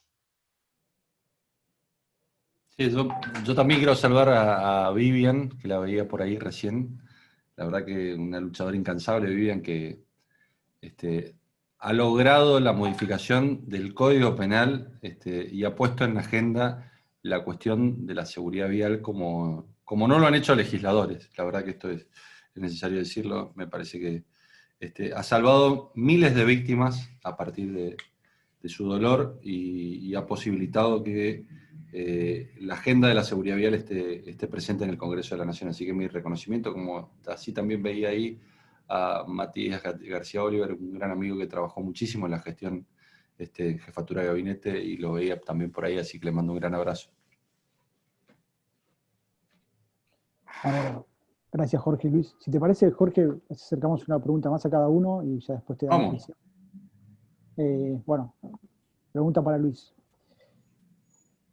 ¿Cuál es la situación Perdón, actual? discúlpame. La pregunta, yo creo que me fui por un poquito de tema. Había una segunda parte de la pregunta, sí. Perdón. Dale. La pregunta Sí, de pero Lucas. recordámela. Sí. En definitiva, el tema de la quita de la coparticipación terminó empoderando al actual jefe de gobierno. Un poco la vías. Bueno, sí. Le dio, la verdad que ayer aparte yo estuve ahí en Uspallata, en la jefatura de gobierno, y con un lenguaje sereno, muy firme, y marcando que había sido una actitud cínica por parte y que iba a recurrir a la justicia, que es a donde tiene que recurrir. Que me parece que es mucho más sensato ir a recurrir a la justicia y no por ahí despotricar en los canales de televisión sin solucionar los problemas de la gente. Que es como fuimos nosotros con la denuncia que hicimos en la justicia, y como hemos sido ya con muchos de los colegas diputados que hemos presentado. Ahora tengo para que vean en mi mano, para presentar mañana una petición al Procurador General de la Provincia de Buenos Aires, yo no soy diputado por la provincia, pidiendo que se investigue la asociación ilícita, que a nuestro juicio es la que promueve todas las ocupaciones de terrenos, y que esto con el doctor Cebajo, cuando era fiscal general de la ciudad, lo investigamos, que estaba Alicia Kirchner, cuando era ministra de Acción Social, detrás de todas y cada una de las ocupaciones. Esto queremos investigar. Por suerte tenemos todavía que el Procurador General de la provincia, pese a que lo han intentado remover, no lo han conseguido. Gracias, Jorge. Bueno, una última pregunta para Luis. ¿Cuál es la situación actual con la provincia de La Pampa en relación al dique de Potrerillos? ¿Ves ahí una grieta con el gobierno nacional? Bueno, la verdad es que no tendríamos que estar en disputa. Mendoza, desde hace más de 70 años, viene ideando la represa Portezuelo del Viento. Pensemos que la provincia de Mendoza ha tenido que construir diques y canales producto de que no tiene agua, fundamentalmente. Es una provincia que está apostada en un desierto. Entonces ha hecho del cuidado del recurso hídrico una política de Estado, a tal punto que nuestra Constitución establece el Departamento General de Irrigación a nivel constitucional como el gobierno del agua, que se lo conoce. Y la ley de aguas es tan sagrada que no se puede modificar. Es más difícil modificar la ley de aguas que la Constitución de la provincia, y fíjense que la Constitución de la provincia de Mendoza data del año 1916. A ese nivel llega el cuidado del agua. Y lamentablemente, y de manera infundada, la provincia de La Pampa le reclama a la provincia de Mendoza para que no se construya la obra. Y hoy por hoy goza de el favor del gobierno nacional, que, claro, estaba puesto en duda la realización de una obra que Mendoza ya la tenía estudiada, estaban los análisis de impacto ambiental hechos, habían participado más de 3 universidades, pero además era en compensación de un viejo litigio que la provincia de Mendoza arregló con la Nación producto de el juicio por la promoción industrial que beneficiaba a provincias vecinas, una promoción industrial que establecía diferimientos impositivos a las provincias de San Juan, San Luis, Neuquén y La Rioja, y esto generaba distorsiones que, claro está, afectaban la radicación de empresas y afectaban la generación de puestos de trabajo. Producto de esta promoción industrial que rigió desde 1979, es que la provincia de Mendoza en el año 1995 hace un juicio. Cuando está por ganarlo ese juicio, se pliega a la provincia de La Pampa para reclamar también por los efectos de esa promoción industrial. En ese momento acuerdan con el gobierno nacional por un monto determinado. En el caso de la provincia de Mendoza acordó por aproximadamente $1.000 millones. La provincia de La Pampa acordó por $500 millones. En ese momento La Pampa los cobra cash, cobra los $500 millones y se los gasta, es decir, se los rifó.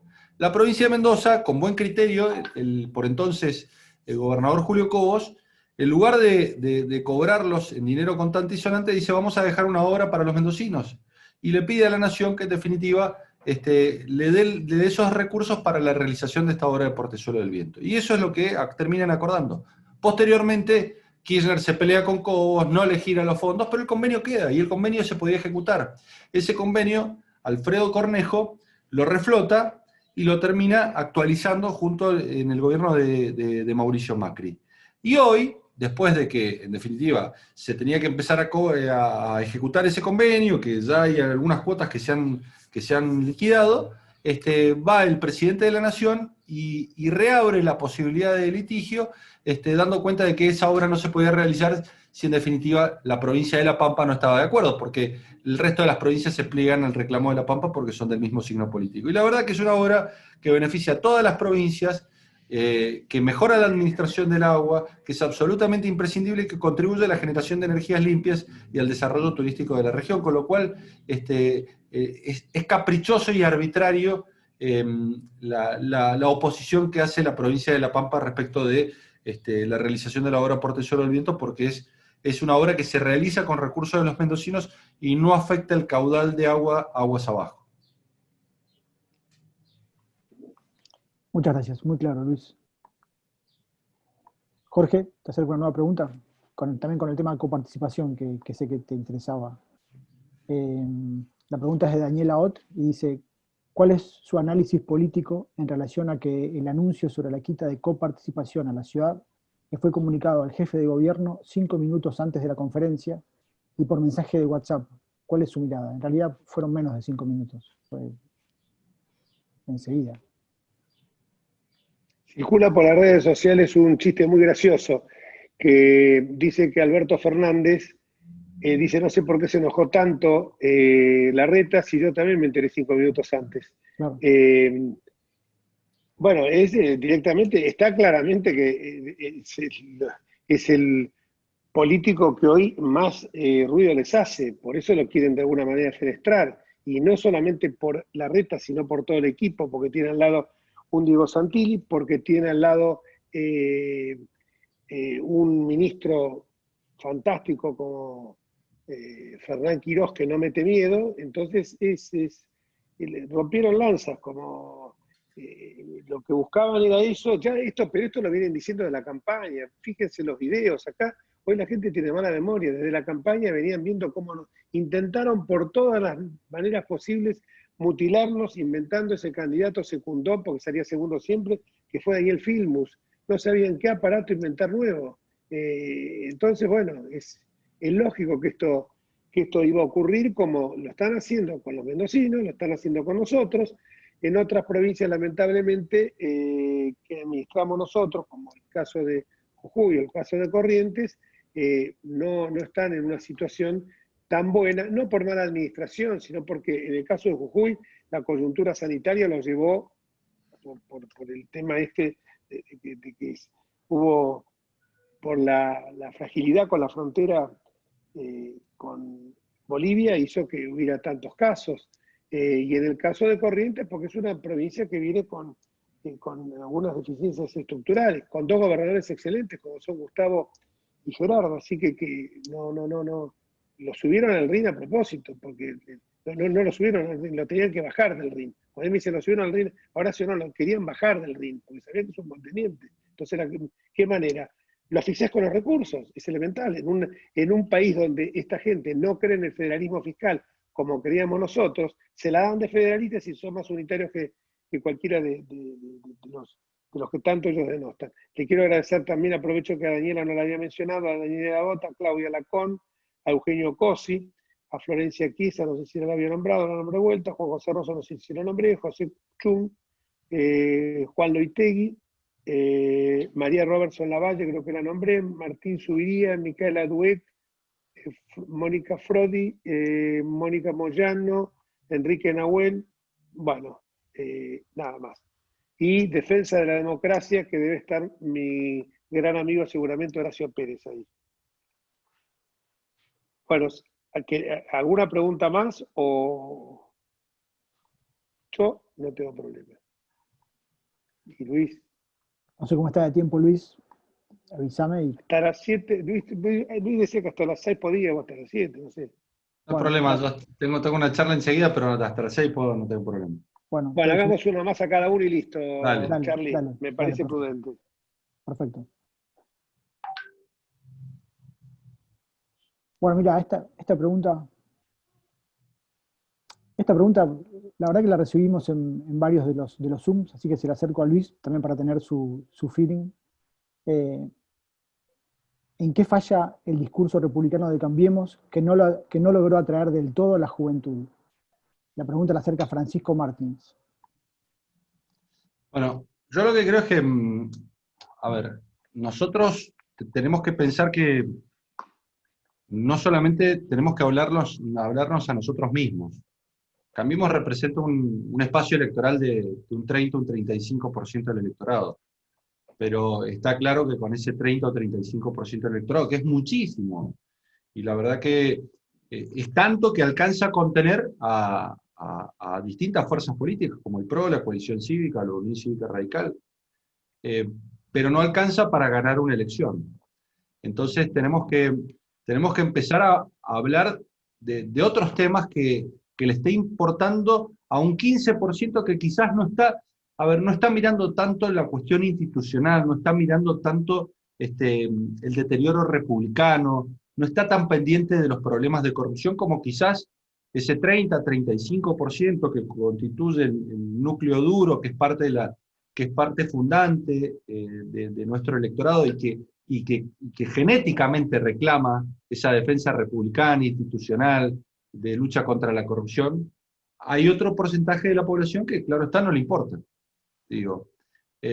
Entonces nosotros tenemos que saber que esas banderas, sin lugar a dudas, las tenemos que mantener en alto, no las podemos arriar, al contrario, es decir, son constitutivas de Cambiemos, pero también tenemos que incorporar en el discurso otra oferta electoral para ese 15 o 20% que está esperando otro tipo de respuesta. Que la verdad que quiere que la República cambie, pero no tiene demasiadas expectativas, pero fundamentalmente quiere que cambie su metro cuadrado. Quiere, en definitiva, que mejore la economía, pero no la economía en general. Quiere que mejore su economía, quiere que mejore su seguridad, quiere que mejore su atención de salud, quiere llegar a fin de mes. Quiere que las conquistas sociales sean conquistas individuales, esto es, que les lleguen a ellos. Y lo cierto es que nosotros tenemos que a ese electorado ofrecerle una alternativa y fundamentalmente generarle esperanza para que nos vote a nosotros, para que confíe en nosotros. Que no solamente le vamos a resolver o vamos a intentar resolverle el problema o los problemas de transparencia e institucionalidad que tiene el país, sino que también vamos a ser capaces de mejorar la economía, de garantizar un horizonte de crecimiento, de generar fuentes de trabajo, de luchar contra la pobreza, de disminuir la inflación, digo que son todas cuentas pendientes. Y particularmente a los jóvenes, allí ellos tienen un discurso épico, donde ellos, emotivo, producto, claro está, de los populismos, que sin lugar a dudas son atractivos para los jóvenes, porque ellos enarbolan las banderas de la independencia sudamericana, de Bolívar, eventualmente ahora se han olvidado un poco de San Martín, pero en su momento lo emulaban. Pero bueno, nosotros tenemos que tratar de tomar la agenda también de los jóvenes, una agenda muy orientada a lo ambiental, una agenda muy orientada a las conquistas de derechos. Me parece que nosotros tenemos que atender particularmente cuáles son las demandas de los jóvenes, pero también tenemos que empezar a ofrecer alternativas electorales que sean de esa cantera.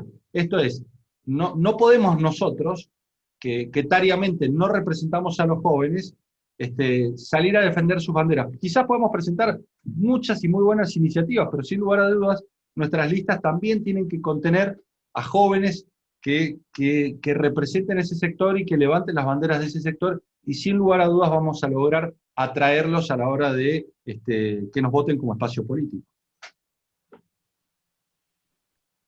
Me parece muy bueno la definición, y yo simplemente, el tema de la juventud nos preocupa muchísimo. La agenda la marcan ellos. Veo que hay muchos jóvenes que hoy se están interesando por todos los temas más que de la política, de la cosa pública. Y la semana que viene he sido convocado para dar una charla con jóvenes secundarios. Un colegio me pidieron que diera una charla para explicar de qué se trata este momento. Para mí es complicado porque, como decía Luis, ellos tienen su propia agenda, que está marcada por algunas cuestiones, y sobre todo por la cuestión verde, pero también por la cuestión de la practicidad. Aunque les parezca mentira, los jóvenes creen más en esa palabra que la bastardean el gobierno, que la vitupera, y que a mí me parece que fue fundante de nuestra nacionalidad, de nuestros abuelos inmigrantes, que es la meritocracia. Y los jóvenes creen mucho en eso. O sea, creo que una de las falencias que tuvimos nosotros es que en lugar de disminuir el gasto social, apremiado siempre por las circunstancias, lo incrementamos. Y entonces contribuimos a que hubiera esa tercera generación de gente sin trabajar, y los planes sociales tienen que ser un paliativo temporal, no pueden ser forever, no pueden ser para siempre. Entonces creo que eso es un tema que a mí me preocupa mucho, pero veo que hay una fuerte inquietud en los jóvenes, sobre todo en los jóvenes de las fuerzas políticas. Ayer estaba justamente hablando con 2 o 3 jóvenes radicales y 2 jóvenes del PRO, que son legisladores que se están formando, legisladores porteños, que se están formando en la cantera que tiene que ser esa, la cantera de formación, las legislaturas provinciales. Y yo los veía muy preocupados por cuestiones que exceden la coyuntura, cuestiones que hoy, más allá de lo que sostenemos todos nosotros de defensa de los valores republicanos, nosotros conseguimos superávit comercial, superávit energético, superávit primario, tipo de cambio competitivo, disminuimos el déficit fiscal sensiblemente, pero esto no llegó a la gente, no llegó a la gente. Eso fue lo que. Y los planes sociales, esto ya lo hablamos en septiembre cuando estábamos en las elecciones en Mendoza con Luis, lamentablemente no fueron controlados por nuestro gobierno, sino que lo controlaban las organizaciones piqueteras, los Grabois, los Delía, los Alderete, todos, los Pérsico, toda esa runfla. Y lo dejamos en manos de ellos, inexplicablemente que controlaban ellos. A mí me parece que fue una locura.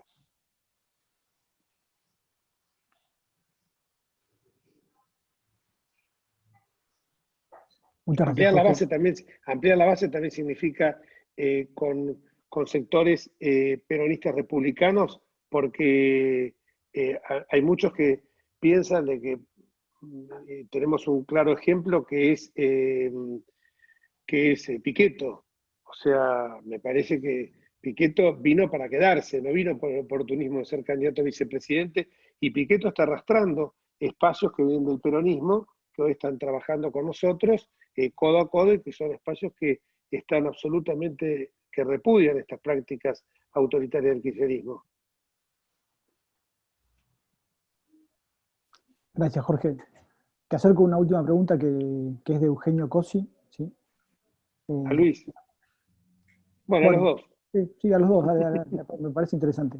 Una pregunta para ambos de Eugenio Cosi, ¿sí? Y la pregunta hace referencia a un Twitter que publicó recientemente el abogado constitucionalista Andrés Gil Domínguez, ¿sí? Y ahí te pasé, Jorge, por WhatsApp el tweet por si también querías verlo. El tweet de Andrés. ¿Pasáselo a Luis? Sí, bueno, te lo paso a vos, yo no tengo el WhatsApp. Bueno, se lo leo a Luis. Dale. ¿O se lo paso yo? Yo se lo leo, vos compartíselo y yo se lo leo. Gil Domínguez publicó un tuit hace pocas horas en el que pone: ¿alguien le puede decir a Daniel Sapsay que el decreto 735/2020 no es un DNU y que cuando Mauricio Macri hizo lo mismo, él no dijo nada? Bueno, en base al mismo, la pregunta, viste, de Eugenio Cosi es, bueno, ¿qué opinamos al respecto? ¿Qué opinan ustedes al respecto? Entiendo que el 735 se debe referir al decreto que crea la Comisión Beraldi, hablando claramente, la comisión que por otra parte le integra. O sea, bastante poca ética tiene en estar defendiendo la comisión creada para él, que ya sabía antes que la crearan que le iba a ir ahí. Debe ser ese, ¿no? No, es el que le saca un punto a la coparticipación, el 735. Claro, no, tenés razón. El 735 es ese. Bueno, el 7.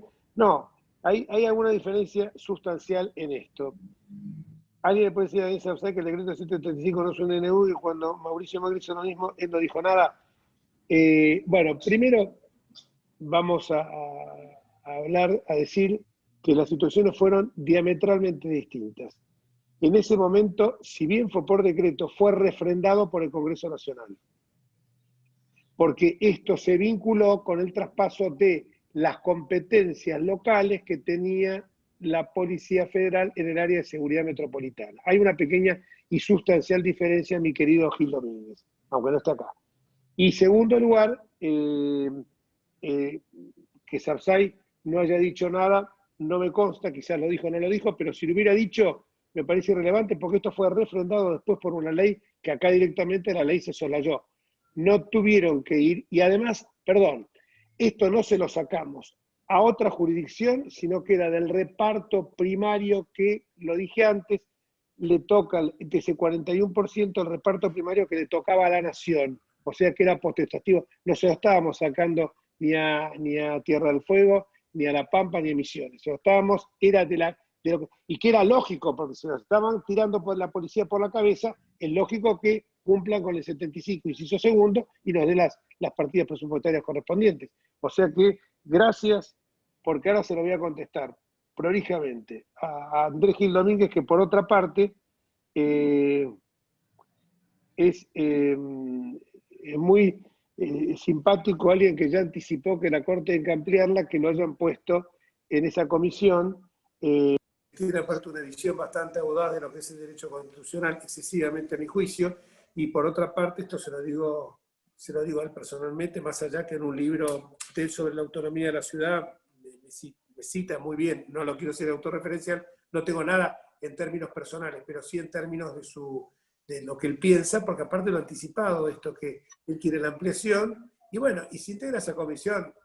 En esa comisión no lo llamaron a Pérez San Martino, que está en este espacio, y que saben que es un constitucionalista destacado, y que sabe que va a tener una visión del derecho constitucional medida, no sesgada, así que bien matizada, ni tampoco lo convocaron a Antonio María Hernández.